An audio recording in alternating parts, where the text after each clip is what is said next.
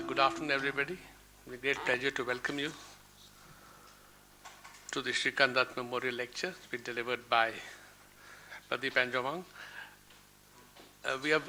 Memorial is grateful to the family of the late scholar Srikant Dutt for the fact that we have this endowment. He was a young scholar who in a short while did a lot of extensive work, writings.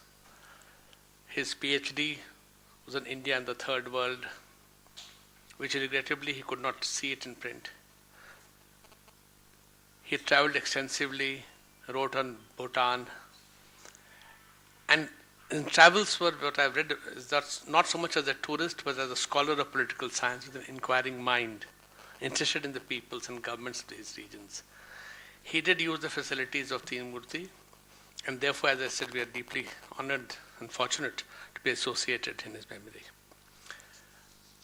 Our scholar today, should I say, an analyst, scholar, writer, journalist, the editor of Imphal Free Journal, Pradip Phanjoubam, based in Imphal. He's worked as a journalist, studied in various parts from Imphal to Darjeeling to Shillong to Delhi, was at the fellow at the Institute of Advanced Studies, where he worked hard, and his book, which came out last year, right? Last year. It was based on the work he had done at Shimla. And he's speaking on a very interesting and a difficult topic, because if at the end of what he says, we know the answers, that I think would be very good, but no, I'm just joking. It's a very serious paper, the long broken road ahead to reconciliation in the Northeast.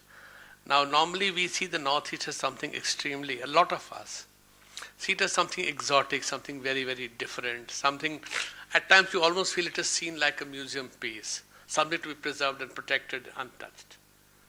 And that is something that always troubled me at least, and troubled a few other people that I know. And therefore, when we came up for discussing about this, I was happy that I felt that we should need to break so-called the ice on the Northeast. And I think Pradip is just the right person to tell us what is happening there, what is the background of what is happening there. And once you understand the background to what is happening and why it's happening, I guess it will help us move ahead. So I'll not take more of your time. Before I hand over, small request, please put your phones on silent or switch off, because if you don't, normally my phone doesn't ring for 3 hours. But if I have a function and I'm not switched it off, it does ring. So just to avoid that happening, I would request you to kindly switch it off. After he speaks, we'll have a Q&A. Over to you.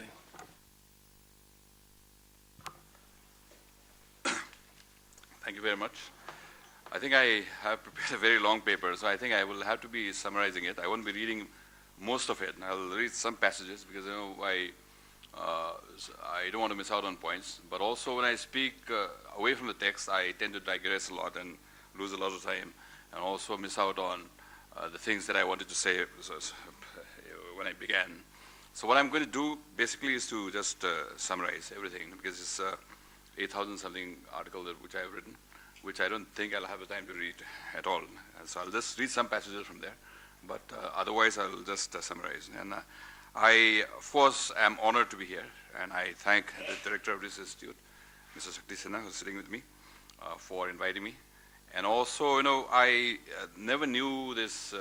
I knew, in a sense, I heard about him, about Srikant Dutt a lot, because I know of friends who knew him, and I was always in awe of him, that he was such a brilliant student, that he completed, the stories that I heard, that he completed his PhD in 16 months from Oxford University, and that kind of thing. So many stories like that, and also he was very interested in the Northeast, not just the Northeast, but the entire Southeast Asia, Himalayan region, and all that.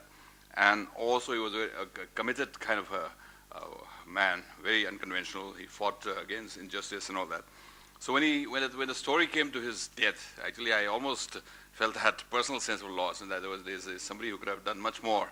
I mean, also who could have written much more on the Northeast, but who didn't do it because he died early. That kind of feeling I had. And it was quite, I was quite a loss when I was asked to give this lecture in his name. That there's somebody who I never met, but who I admire so much, and I would be speaking on him, that kind of thing. Not speaking on him as such, but speaking on a lecture, in a lecture that is instituted in his name. So I will be basically touching on the Northeast, but not just the present problems. I will be trying to trace the origin of many of these problems, how they began. And I would begin, because you just can extend time to whatever limit you want, but I just want to start from the start of modernity as such. And that modernity began with the entry of the British, as with so many other regions in the world, that not just the British, but the colonizers, and the colonizers were just Europeans, and most of the colonies were British colonies, which is why I'm saying that the British were very important. I'm not saying that things would have been better if the British didn't come, but it would have been very, very different, maybe for the worse also. But what I'm insisting here is that a certain turn in history took place at that juncture when the British entered. And it could have been something else, but I'm not going into that what-if kind of a situation. But also a bit maybe, because the what-ifs are also very important in the sense that what might have happened didn't happen, but then you can summarize certain points, you can visualize certain things, that things could have been that way, and maybe there's also a way of picking up things that could have been and building on those lines. And which is why I think I will also be thinking of those situations where things didn't happen, but it could have happened. As for instance, I'll be talking about, say, there was a certain plan for making the Northeast into a crown colony, that the British, when they were leaving, were actually thinking of leaving the Northeast, not just the Northeast, but also parts of Burma, the hill parts of Burma, clubbing them together and then leaving them as a crown colony under the British rule, a distant kind of a rule, where it'll be a protectorate kind of a state. But that didn't happen. But it didn't happen because of so many reasons. I'll talk about that later on. But so many things like that. And here, when I was talking of this crown colony, this idea has come up recurrently in so many of the essays and so many of the thoughts written by administrators and scholars and everybody. As for instance, we are talking about, when you're talking about this region, we're also thinking what Scott has written, James Scott has written of Zomia.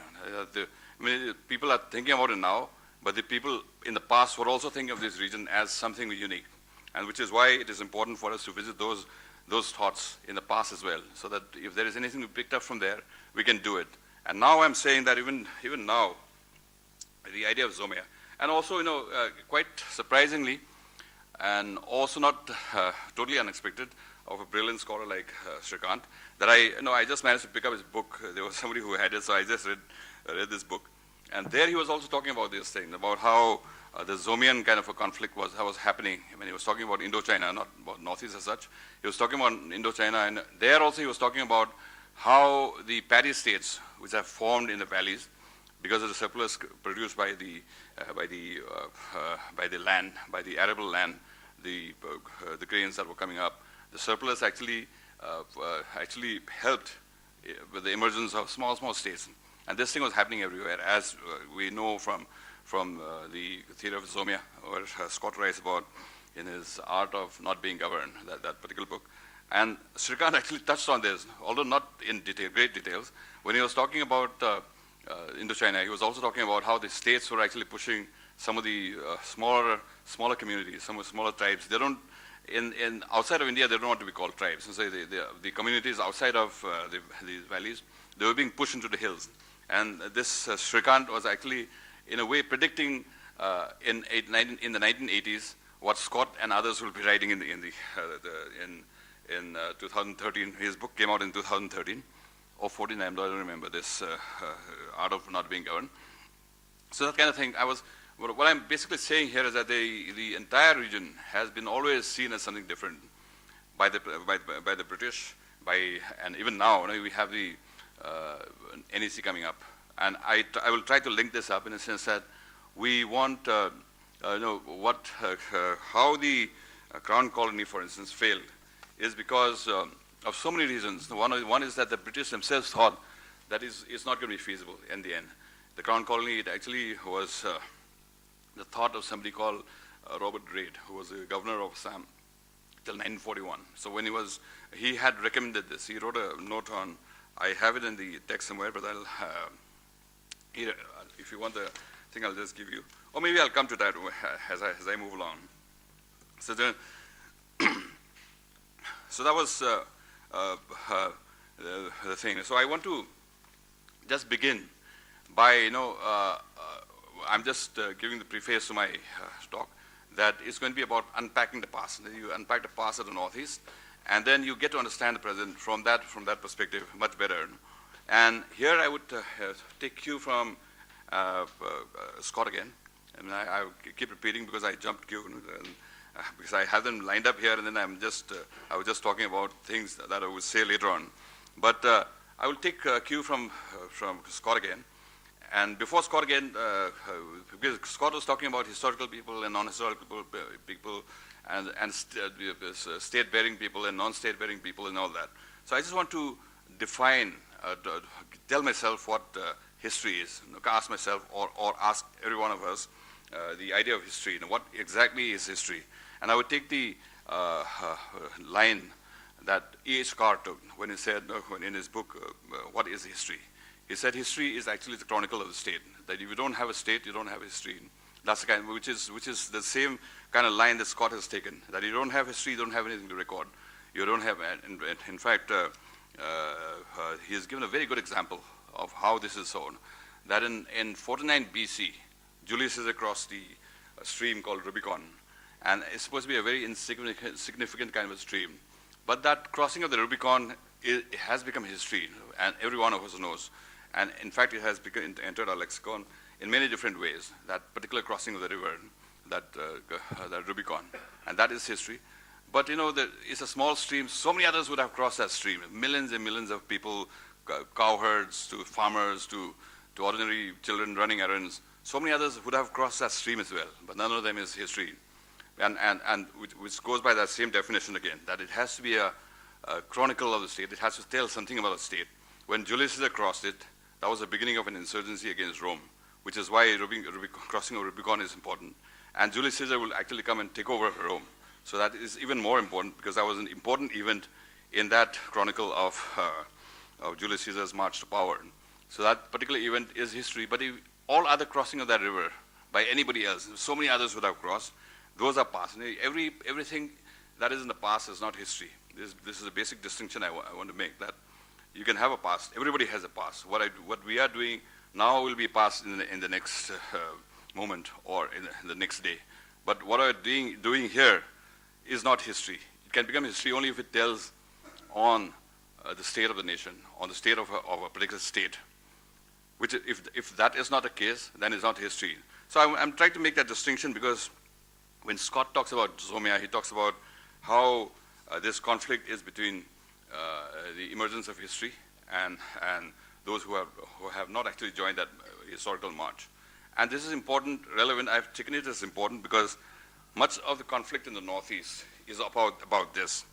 In a sense that you were talking about formerly non-historical people, defined by the same definition again, that you don't have the kind of surplus that you will, and a state, as we know, is actually a mechanism for managing surplus. You don't have surplus, you don't need the state, which is what Scott also says. I don't have a surplus, I'm there living out of subsistence farming or hunting and gathering and all that. I don't need a state. Why should I pay taxes to maintain a state? Why should I need a centralized bureaucracy? That's the kind of outlook of people who are in that subsistence economy status. So that status was there. But what's happening now is that the Northeast was also, in fact, the whole of Zomia, I would place the Northeast there in that category as well, was full of this, that you have small states emerging, and then the rest are the spaces that are non-state spaces. But what has happened in the modern time is that you suddenly come into the state, into one state or the other, and also amongst the non-state people, the consciousness of the state dawns. And when that happens, when you start yearning for another kind of identity, a state kind of identity, you find yourself already in another state. Thus, I would categorize the conflict in the Northeast as such, that you are dealing with a situation where certain people come in late to that state consciousness, and by the time they come into that state consciousness, you are already within another state. And that adjustment, I'm not justifying the secessionist movement and all that, but I'm saying that there needs to be a lot of adjustments because this is a reality. And also, I don't, because I'm going to miss out points because I keep jumping the queues of ideas. So, but just occurred to me that a lot of this kind of situation has actually caused a lot of insecurities amongst so many people, the state as well as those fighting against the state, the conflict between the state and the non-state. And here I would just as a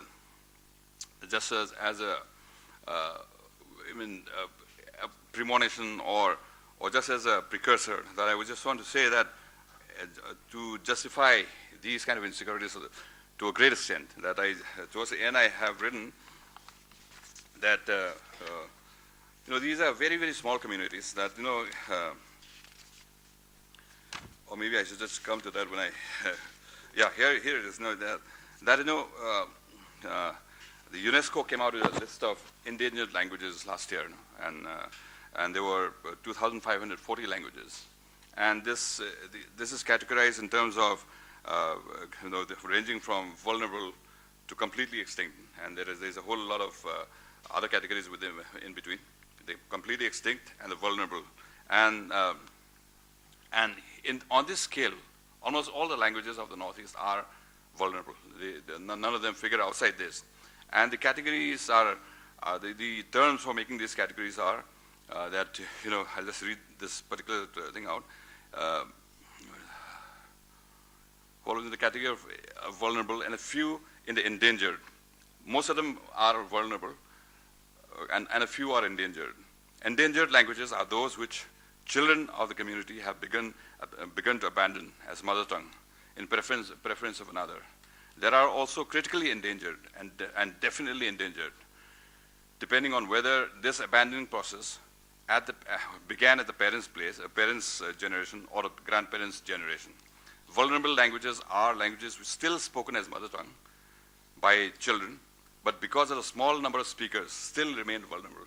So you can be speaking your own language. In the Northeast, for instance, you can be, say, a small community like one of the tribes in Manipur, for instance, say Tangkhul, or Tangkhul is bigger, but then still on this category is small. But it's much smaller tribes like Tarao, it will be spoken by 1,000 people, 2,000 people. It's still spoken as a mother tongue, but it's vulnerable because it's spoken by so few people. And in that category, all languages in the Northeast, except perhaps Bengali and Assamese, would fall into this. They have not just said this, but then the entire Northeast, all the languages are actually vulnerable. Some of them are endangered, and some have also probably gone extinct. That I don't know, probably. But what I'm saying is that these are very, very vulnerable people, very, very vulnerable communities. Even if they are still intact at the moment, they can still be in danger. So we also have to consider this when we examine the problems there, that sometimes we think certain assertion of identity, sudden violent response to things which normally you would think is not so provocative are unreasonable. But if you look at it from the other side, that these communities, by their very status of being small, are vulnerable, then you will see the problems in a different light, that you have to be a little more considerate in dealing with them as such. But let me just return to where I left off, and here I was talking about Zomia. I think we need to discuss this a little more, because there's so many things said there which all of us, we don't agree, but some I'm sure we will. But I'll also just put this, the structure of this paper. If you get a chance later on to read it, you can do that. I think probably it's going to be there on the website and things like that. But because I probably will miss out a lot of these points. Now, the structure that I've taken is that there are two approaches to the future, to a reconciliation. One is from within the Northeast communities themselves and how they see themselves. That has to undergo changes, because as time goes, things change, and if you don't change, then you'll be left behind. What Popper says in his essay called "All Life is Problem Solving," where he says that you keep attaching your let's talk about identity here. Your identity to something which is redundant, because things get redundant as you go along. Your identity is not redundant. You believe in yourself. But if you keep attaching your identity, if you keep depending on the definition of that identity on redundant kind of virtues, redundant kind of objects, redundant kind of equations, then ultimately your identity will also become redundant. As for instance, when he talk about tribal, this is an argument which is heard so much there in the Northeast, that you talk about the tribal identity as inalienably attached to the land. But what happens when that particular tribal comes and settles in Delhi, that you are no longer attached to that land, your land is far away, you're not living by that land. So that kind of question will come about. Maybe you'll have the answer for some time, but after 2 or 3 generations, there won't be any answer. So I think what we have to be doing is also to upgrade our own thinkings, upgrade our own outlook to life, to identity, and to even questions like land. Because ultimately, if you don't do that, you will be left behind. And here, just to digress a little, my habit of digressing, Popper gives a very good example of how the amoeba solves its own problem. He encounters a problem. If he doesn't overcome it, he gets killed. He dies. And suddenly one of them finds an answer. All of them follow that answer again. And then until there's some other obstacle on the way in. But for the creative thinker, he takes the example of Einstein. He will find a solution, and then immediately start questioning that solution. Is there a better way of doing it? Can I do it better? Can this be improved? That kind of question immediately will come about, so that your answer is never redundant, that you are anticipating problems, future problems, even though you have the answer now. The old thing about why mend it if it's not broken is actually ruled out here, that it's not broken yet, but let me think of improving it, of making it better, that kind of a thing. So I'm recommending as I was saying, the 2 structures. One is from within. The Northeast will have to look at itself and also reflect on how its own conditions can be improved. And the other is the larger structure of the Indian state, for instance, how it looks at the problem. And I was already suggesting that the thing about the smaller communities, the UNESCO figures and all that. So the Indian state also, when it looks at the problems in the Northeast, it will also have to be looking at it differently, because what it makes, in fact, almost the entire paper is about that, not just the Indian state, but when the Indian state was under the British, it was also making laws which were actually causing certain changes to the lives of the people there. And those are actually many of them are coming to be problems. Many of them have not. But those things which have not become problems, you don't remember. We only remember those things which have become problems. So I think what I'm essentially saying here is that you have to be careful about making laws. You have to be you have to diagnose the problem well before you think of a remedial measure. So I come back to the thing again about the Zomian conflict, where there was a conflict a constant kind of a struggle between the small states which emerged and the non-state spaces.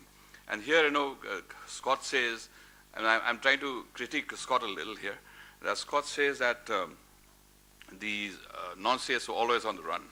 They were being pushed into the hills because of the states below. That's the kind of thing he took. But I'm saying that there are things that he missed out, in the sense that it's not always that way. There was so many conflict resolution kind of agreement or strategy which all in that arena followed. And it is quite natural that you can't be always living in perpetual kind of conflict, as Scott sees, that you all are also thinking of ways of resolving these issues at the local level. And here, in Assam, the Ahom kings had that Posa system where, the hills tribes are always raiding the plains, the foothills of the plains, because, in the lean season, your survival becomes difficult there. You come and raid and get your things from the valley and all that, or those in the foothills. So Ahoms actually came out with the system of Posa, where the hills were actually said, you said you don't come and raid. If you raid, then we'll have to raid you back. It'll cost us a lot. It'll cost you a lot as well. So let's agree on certain things, that you come and levy some taxes from some of the villages in the plains and get your needs, go back, but don't raid. We'll allow you to. It says local kind of sovereignty that suzerainty that you give at that local level. That kind of agreement was there in Assam. And in Manipur also, because I'm taking these two examples because the hill-valley conflict is very much alive in these two states. And in Manipur also, the legends go that, and also quite well, probably true, because apparently, and also in our own lifetime we've seen this, that the valley was actually, a lot of the valley was actually underwater. Once upon a time it must have been much more. There must have been a little bit of land only. But now, of course, you keep reclaiming. So many of the lakes that we knew when we were children, lakes and swamps, they've been reclaimed as paddy fields. That kind of thing was happening. So probably it was, this legend has a basis. And then this legend, it says that there were brothers in the hills. And as the valley dried up, one brother went and settled in the valley. It's a legend. Settled in the valley, and because of the suitability for agriculture in the valley, and also the less hostile kind of terrain that you are able to tackle it much better than in the hills, and also it's well irrigated. So he grew prosperous. But what happens is, there is a month called, in the lunar month of the Meiteis, the settlers in the valley, there is a month called Mera. In Mera, there is a festival, not festival, but a ritual where each of the Meitei families, they put a long bamboo pole. We didn't know why it was there. We thought it was just another ritual of the entire religious kind of practice there. But later on, but let me just explain the ritual first, that you put up that bamboo pole, and then every evening you light a lamp and then pull it up, hang it on the top of the bamboo pole, and have it lit for the entire night like that. Next morning you take it down. And that was the kind of ritual that was happening. And legend interpreters actually say this was a recall of that archetypal memory that you once were in the hill. And you're telling those people left behind, your relatives left back in the hill, that I'm well, this harvest this Mera actually corresponds with October, the harvest season. So at the harvest time, you're saying our harvest is good, I'm okay for the rest of the year. You're telling the hill, that kind of thing. And again, in the same month, there is another festival called Mera Huchongban, where the king, Meitei king, and the chiefs from the hill, they meet and then exchange gifts, and basically the produces from their gardens and all that. So these are again those rituals, and now the state government is actually reviving them as state holidays, because probably to remind people or to actually convince people that things were not so bad before. And now it's bad. There's so much of tension in the hills and the valley and all that. So the state government is actually using these festivals to actually promote that kind of cordial relationship that once was believed to be.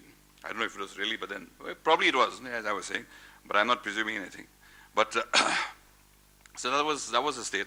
And then again, as Scott says, that the people in the hill, the non-state, were always averse to the state, which is not always the case. And this a writer before him, somebody called Edward Gate, in A History of Assam, he actually points out that in many cases, the hill people are also although overtly they will show that they're not, they don't like the state.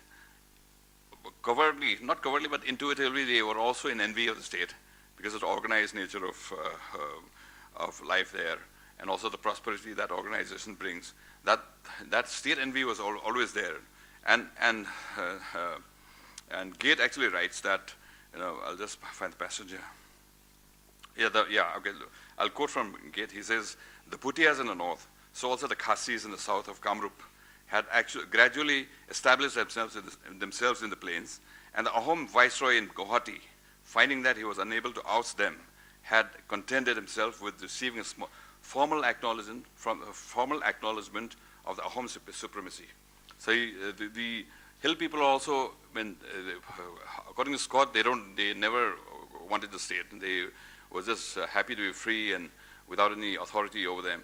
But this was actually against what was happening in the course of history, as Gate points out, that many of the hill people were actually wanting to mimic the state in the Ahom plains and the Ahom kingdom that was happening. The Ahom kingdom that was there, the hill people who were supposed to be averse to that were also mimicking that state in many ways. So I think we have to also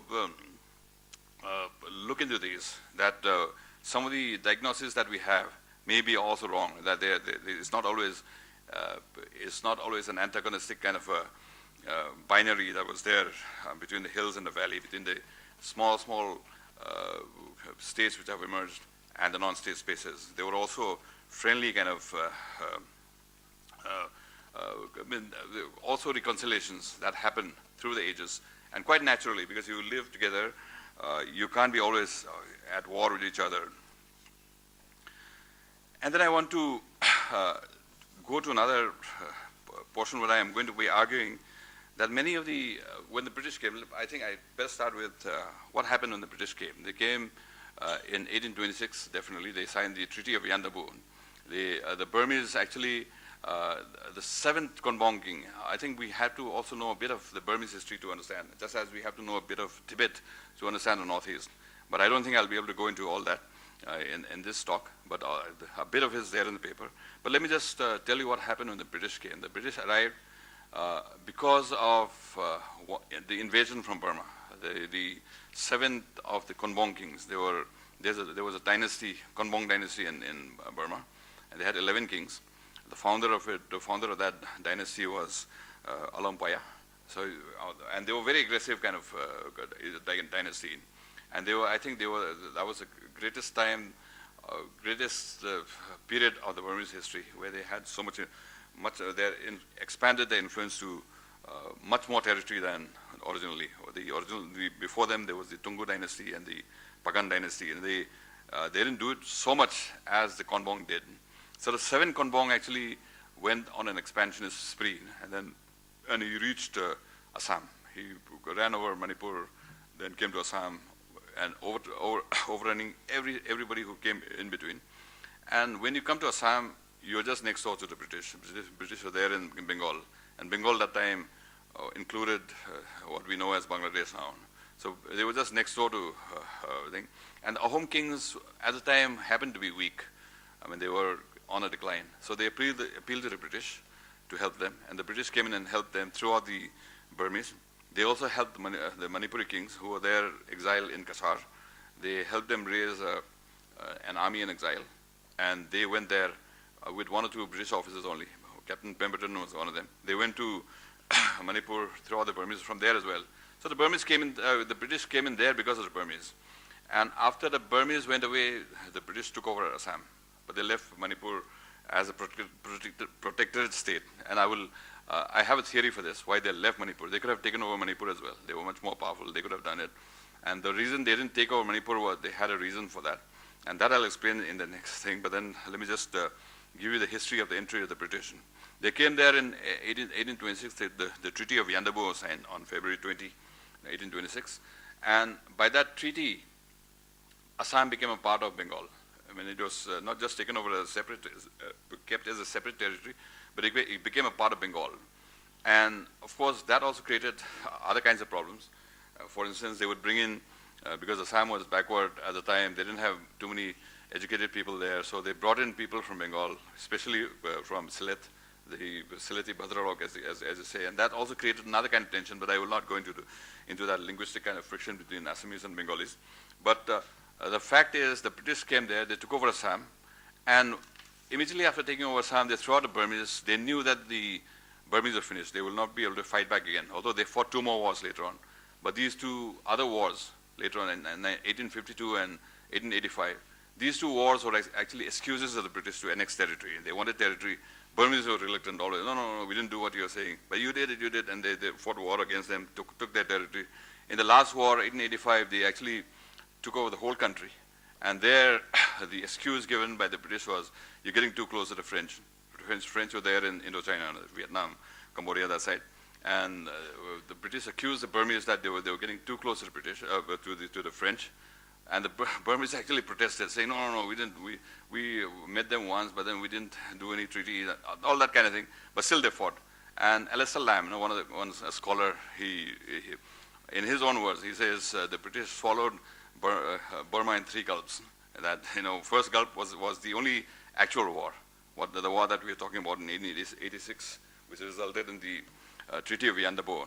So, but let me just come back to that part only, the Yandabo thing, that Assam was taken over, And then initially they realized that since the Burmese will no longer be a threat, they were taking an assessment of what use Assam would be. And initially they thought it's not going to be too much of a use, that there's not much of resource to be had. So they started downgrading their military presence there and taking them away to other fronts where they can be engaged more productively. And but what happened was, at about the same time, the tea gardens started growing. 1834, tea gardens of bloom. I mean, it was actually expanding very fast.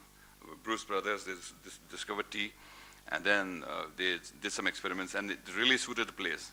So the British actually thought, I mean, they started having second thoughts about their initial assessment. They said, no, we have to have some security presence here.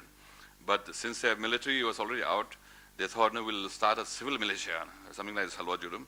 They started something called the Kashar Levy in 1835, and the Johrat militia in the same year, but they merged and became the Kashar Levy, retained as the Assam Kashar Levy. Kashar Levy actually grew and expanded quite quickly, and also, in the words of Gates again, or I don't know if it was Shakespeare, the history of Assam Rifles, where he was, the justification was that this is a force which is paid less than the military, but better armed than the police, that kind of thing.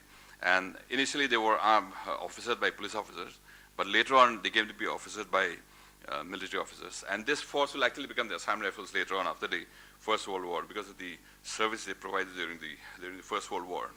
And they also, the Kashar Levy, which also came to be known as the Assam Military Police, became the nursery for the Gurkha regiments. That one of the incentives, you are not paid too well, but if you perform well, then we'll absorb you into the actual military. That was the kind of promise given to the cadres. So many of the Kashar Levy soldiers or militias actually ended up as Gurkha Rifle soldiers.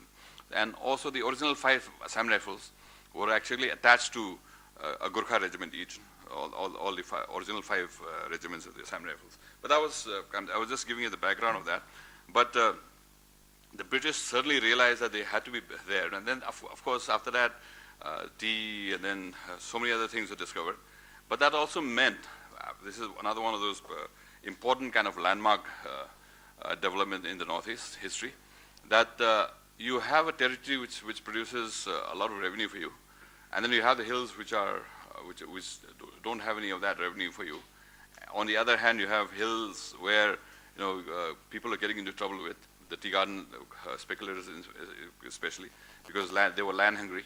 And so what happened was in 1883, when Assam was still Bengal, they passed that Bengal Eastern Frontier Regulation, by which the inner line was drawn along the foot of all the Assam hills to separate the hills from the plains, so that now we think that the inner line is meant to protect the hills, protect the hills from the plains. But originally, when the British drew it, it was actually meant to protect their revenue districts from the hills. That thing. And what was happening was the tea garden speculators, they wanted land, and they would quite easily encroach into the hills, and they would get into trouble with the hill tribes. And then the British, because they have to protect their subjects, had to go on punitive raids and all that. So they drew the line and told their British subjects, don't cross this line. But the tea garden lobby, they were always asking for the inner line to be abolished, or extended more into the hills and place a police post there so that they can use more of the land. And the British actually did some surveys there, cost-benefit kind of analysis. In the Naga Hills, for instance, they said, there was, I forget the name of the officer who did that report, but it's there in Alexander Mackenzie's book. This is there as an annexure, the entire report of this officer. That, how much tax revenue is going to be there? It's at 3,000 rupees a year. And how much, if we had to place some police posts there, how much do we have to spend? 16,000 rupees. So, no, forget it. Just keep the inner line.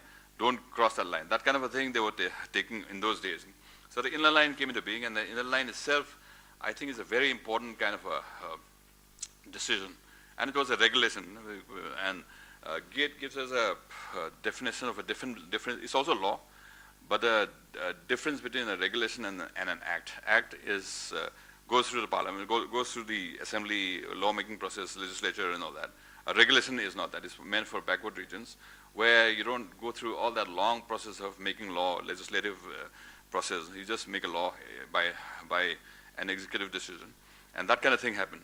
But when the tea gardens actually started lobbying for either the abolition of the inner line or else the extension of the inner line into the hills, the British actually made the concession and did a number of, Buddhist Sarvakar has the entire list of gadget notifications where by which the line was actually extended into the hills. That was changed so many times. It's not something which is fixed, that it can also be changed. That was there. And it was not changed totally because of that concentration of revenue. And the British wanted only places where they would get revenue.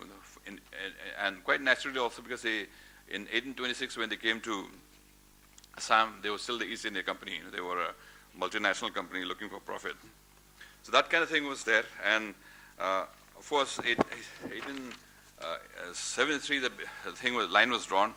And this line had defined so many things in the decades to follow. For instance, in 1919, when the Government of India Act 1919 came about, the places beyond the inner line came to be the backward tracts, and they were left basically ungoverned, unadministered. They were called an unadministered area, but under the broad gaze of the governor of Assam.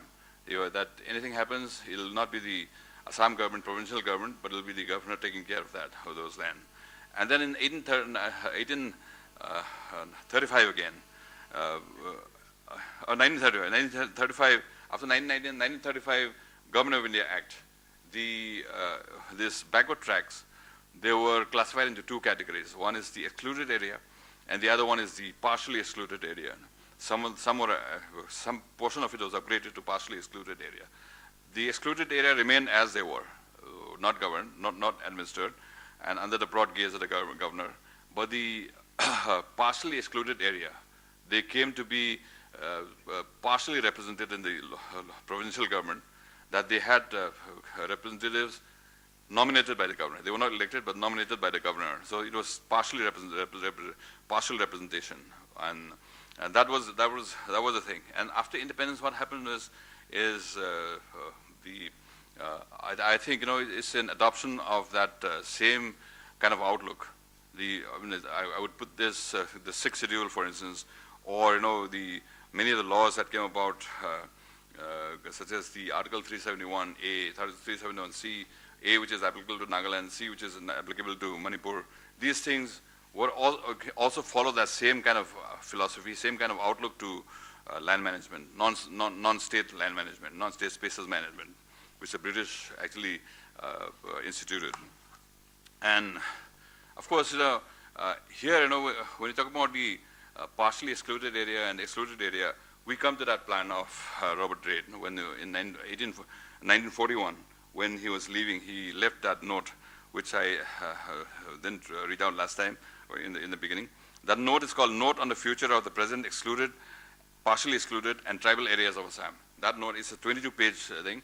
And we are lucky to have David Simley, who has done a book called On the Edge of Empire. And it's not his own writing, only the introduction is writing.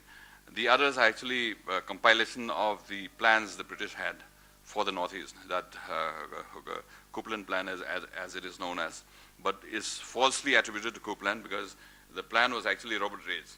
And Robert Reid's plan was actually passed on to Coupland through official channels with the permission to use it in a project that he was doing at the time, Problems of Constitution Making in India. He is from Oxford University. And all these are there in Simley's book. And there, the plan, as I was saying in the beginning, was actually another way of looking at Zomia, that the non-excluded area and the partially excluded area on the Indian side of the border, plus the mountainous region of Burma on the other side, clubbed together and then made into a crown colony, which will be governed not by the Indian Parliament, but by the British Parliament. That's the kind of plan they had. And of course, the plan didn't work out, and thankfully also, Because if it did, I think there'll be more problems than we are discussing now.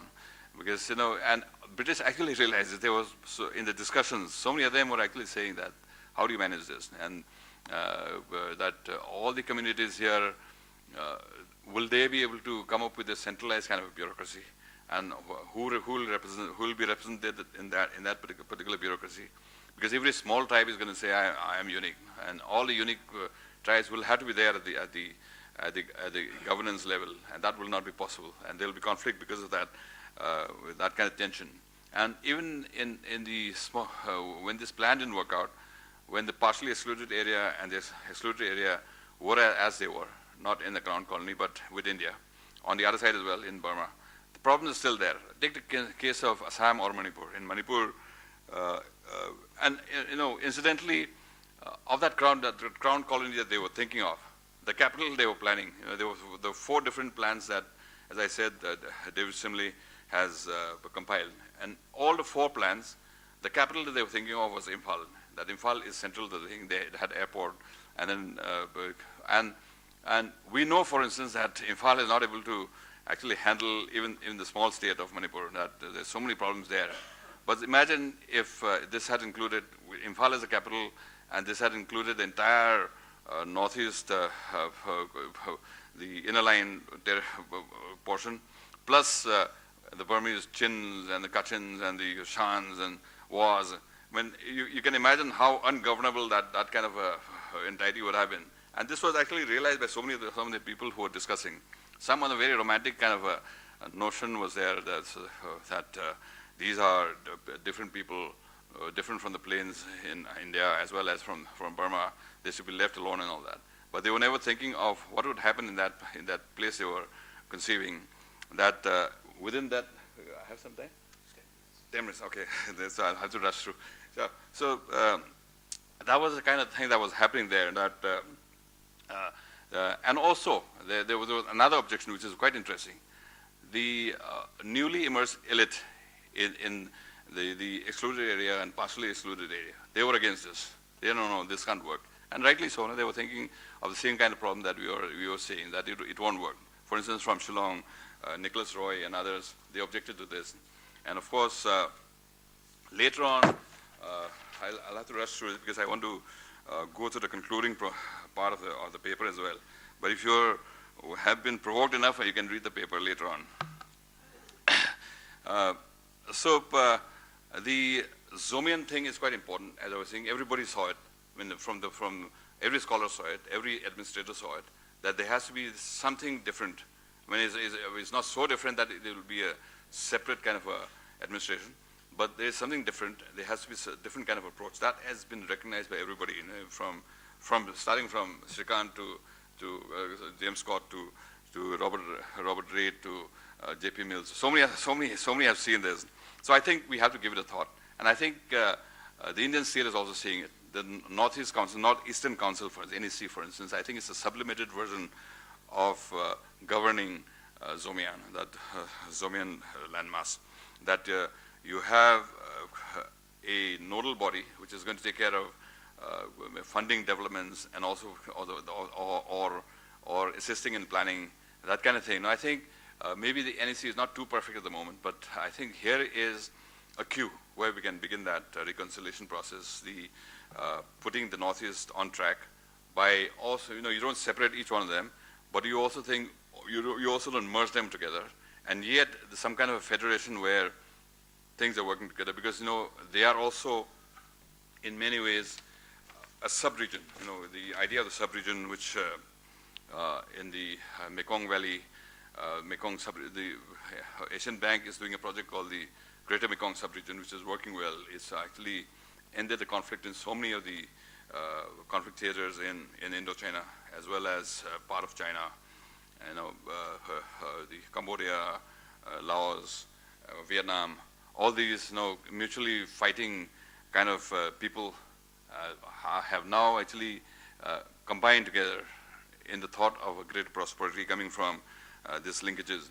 So that kind of thing we can think of. This NEC is one of them. And the other thing is the Act East, Look East policy, where we're thinking of connectivity. And that connectivity now, of course, I think, I would say that there is wrong kind of an approach. We're thinking only commerce. If you're thinking only commerce, then the sea route is much easier. You can connect to the, also you'll be always thinking of connecting to the richer Southeast Asian countries. But so I'm thinking that, in fact I have also proposed here that we should see it in as two different things. The Act East policy as a commercial venture, and the other one is to evolve a sub-region. That, I talk very much about how the Northeast, the idea of the nation as a cultural container cannot work. It has not worked anywhere, but in the Northeast especially it cannot work. That since the beginning of this talk, I've been talking about how these linkages were there with Burma, and of course there's so much with Tibet as well, but I don't have time to talk about that. Those kind of things, the nation as a cultural container, which Peter Taylor talks about, in which you have the container outside which nothing is supposed to spill, into which nothing is supposed to spill from outside. That cannot work. We have to break down that kind of a boundary. I'm not saying the physical boundary. That kind of mental boundary has to be broken down. That sub-region which existed, the natural economic regions which existed, have to be given that release. It has been contained so strongly for a long time with the advent of the new nations. But there has to be some kind of a psychological release. So I was thinking of the Act East policy in two different categories. One is commerce. You can carry on with the commerce, trade with Singapore, trade with Thailand, trade with Malaysia, the richer nations through the sea, because it's easier, cheaper. But you also do another project which is may go by the same name or by another name, because it's also looking east. But this is another project. This is about actually giving, releasing people trapped in that siege mentality because of the boundaries which were created by nations. Another kind of openness, another kind of, it's like opening up windows, and then you don't break down the walls, but you open up windows, and then you get fresh air in there. So that kind of conflict resolution, I think, is essential as well.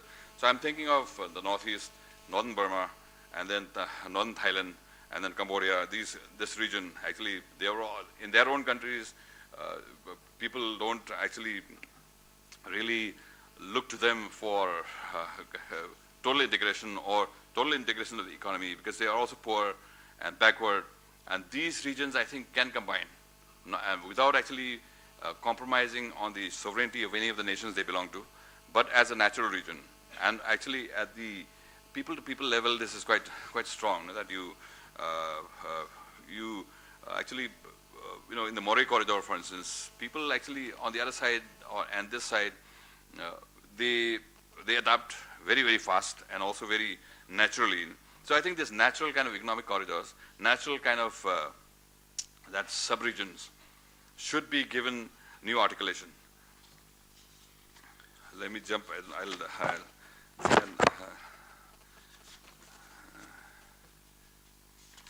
me decide on what to jump. Yeah, let me come towards the looking for the forward. I had mentioned few of the ways of looking at the Northeast differently, and I would just, as I was saying, there's a central, how the center or the state has to reform its own attitude to the Northeast, but also how the Northeast itself will have to introspect and see where they are wrong. That thing is very much there. And so the insecurity of the Northeast,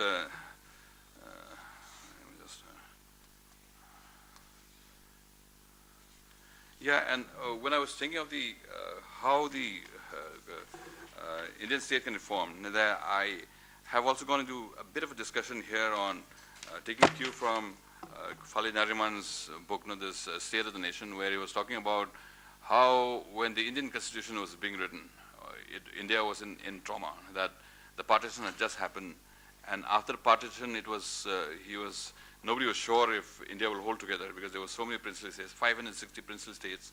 Many of them didn't want to join India. So that kind of a trauma was there. And it was at that period the Indian Constitution was written. And he was saying that it is quite natural for the Constitution to reflect some of these insecurities.